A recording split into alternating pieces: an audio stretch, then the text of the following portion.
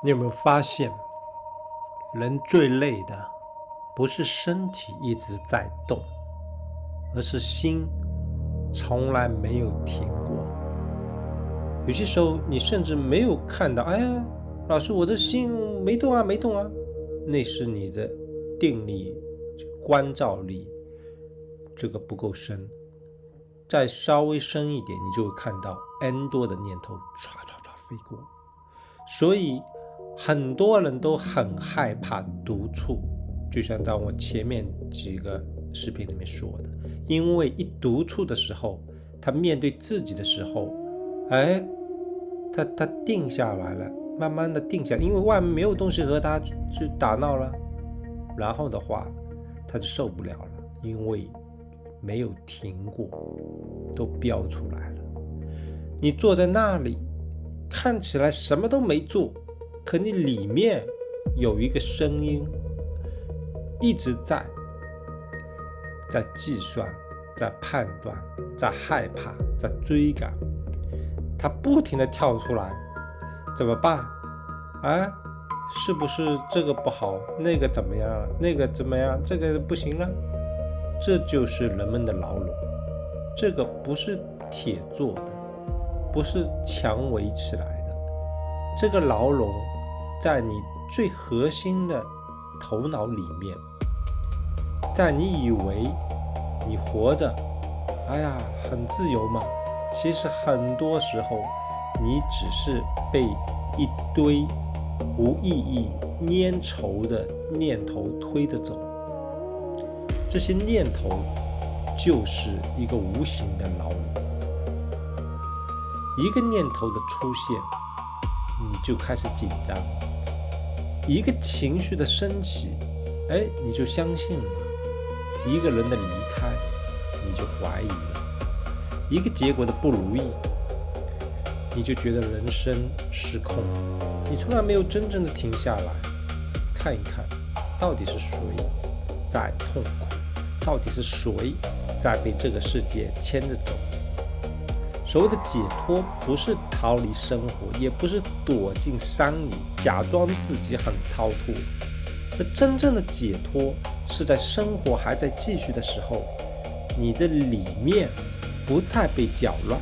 外面依然有各种声音，依然有压力，依然有人来人往，依然有现实的重量压着，但是你开始发现，这一切的中心有一个地方是安静的，那个地方不需要被证明，不需要解释，不需要赢，也不需要输，它只是存在。当你什么都不做的时候，当你不再急着改变自己的时候，不再急着处理情绪，不再急着把人生修成某种样子，你只是安静的在那一刻，某种东西开始松开，你会发现原来很多的痛苦不是因为事情发生了，而是因为你太快的进入了反应，别人一句话你立刻防备，生活一个变化你立刻恐惧，内心一个念头你立马跟着他跑，你没有看见他，你直接的变成了他。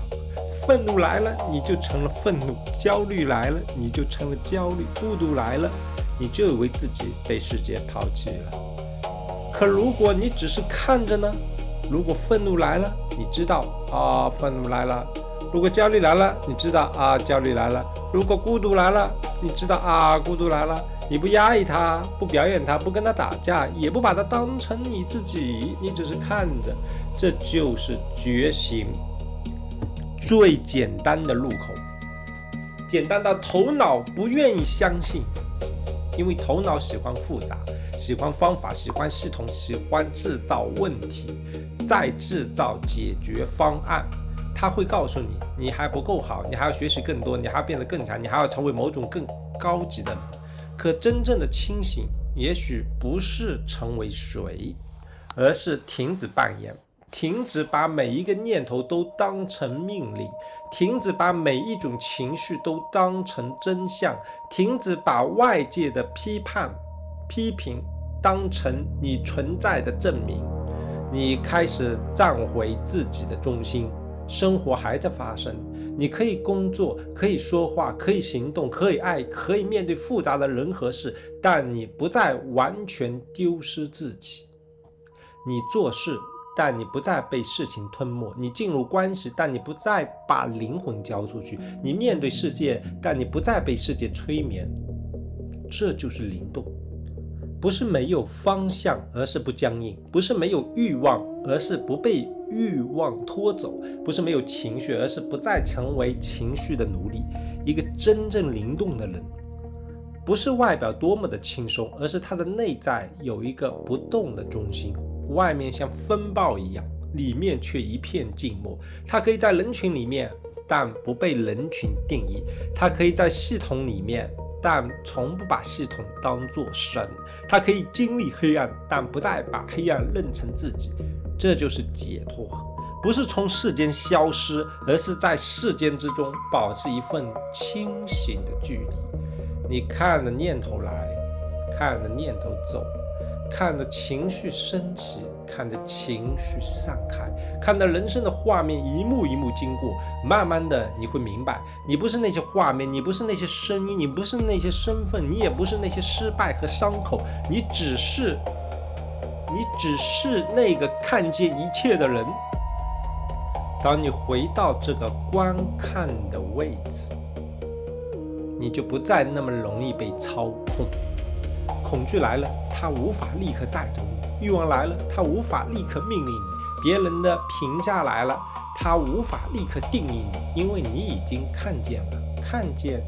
就是自由的开始。你不需要用力解脱，你只需要一次又一次回到这里，回到呼吸，回到身体，回到此刻，回到那个安静的观看。然后你会发现，生命并没有你想象的那么沉重，沉重的是头脑，是执着，是那些必须，是那些如果不这样就完了当他们慢慢松开，你会变得轻，不是逃避现实的轻，而是终于不再背负幻觉的轻。你依然走在这个世界里，但脚步不再那么的僵硬，眼神不再那么的慌张，内心不再那么的杂乱。你开始像水一样流动，遇到阻碍就绕过去，遇到失去就让它过去，遇到黑暗就安静地穿越它。不抗拒，不抓取，不沉迷，只是清醒地活着。这就是灵动的解脱，不是成为一个完美的人，而是终于允许自己只是存在，不再被头脑驱赶，不再被世界定义，不再被恐惧牵引，在风暴中心保持安静，在无常之中保持觉知，在黑暗里依然不丢失自己。慢慢的，你会听见内在有个声音，它非常轻，很轻，很深，很安静。他说：停下来看看，你已经是了，你已经在这里。